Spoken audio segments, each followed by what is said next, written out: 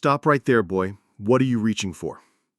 The officer's voice exploded across the school parking lot, sharp as a whip. Malik Johnson, 16, medium brown skin, still in his school uniform, froze mid-step. He had only been trying to grab his student ID from his backpack. In seconds, Officer Brady lunged forward, slamming Malik hard onto the pavement. Gasps echoed. Asphalt scraped Malik's palms. "You think you can just walk around here like you own the place?" Brady sneered, kneeling on his back. A crowd had formed, students wide-eyed, some pulling out their phones but too afraid to intervene. Malik didn't speak. His eyes stared at the patch of sky above, wide, blinking back tears not from pain but disbelief. From across the lot, a woman in a gray suit raised her phone higher. Her face didn't flinch. Her camera stayed trained. She didn't shout. She recorded. As Officer Brady yanked Malik up and ripped open his backpack, a torn envelope fell. A pristine white letter slid out, stamped with the gold crest of a prestigious prep academy. The officer's boot stepped on it without noticing.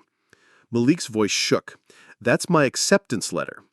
Brady snorted. "You? Prep school? Maybe if they're running a charity." He kicked the letter aside. But the woman filming hadn't moved, and she wasn't just another bystander. Someone whispered from the crowd, "Hey, isn't that Lisa Monroe from CNN?" The whispers spread like wildfire. Students turned. Eyes darted between the brutal scene and the woman behind the phone. Lisa Monroe, national correspondent, CNN, and mother of the boy now being shoved against a squad car. Malik caught sight of her as he was pinned again. Her face was still, stone carved from fury and control. Not a word, not a tremble. Just the camera, just the evidence. The moment froze. Even Officer Brady noticed the silence shift. He turned his head slowly and met her gaze. "What, you filming this?" he barked. No answer. He laughed, shaky now. "Lady, back off before I call this in." Then she lowered the phone, finally spoke, soft but lethal. "You just did." The campus security guard approached, confused. "Ma'am, is there an issue?" Lisa handed him a press badge. "I'm here covering youth equity programs. That boy, he's my son. And that camera is streaming live to my newsroom." Malik stood dazed, his backpack open, his hopes humiliated.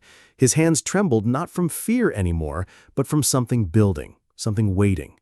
He looked down, picked up the crushed letter, and held it to his chest.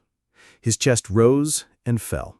A pause, a breath, and in that breath, everything changed. Officer Brady backed away, confusion turning to panic. Lisa stepped forward, steady as a verdict. She said nothing more. She didn't need to. Her camera had spoken louder than any protest could. Within minutes, a campus administrator ran out, his face white as chalk. "Miss Monroe, we had no idea." She raised a single hand. "You don't need to know who I am. You just need to know who he is." Malik, still holding the now wrinkled letter, took one step forward. He turned to face Officer Brady. "You never asked for my name, just assumed it." Brady's mouth opened, then closed. No words came. Around them, the crowd had gone silent, but the tension pulsed like thunder.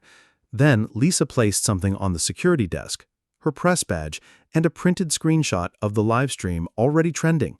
"I'm not here for vengeance. I'm here so no mother has to film her child being thrown to the ground again." As she turned to leave with Malik, the crowd parted wordlessly.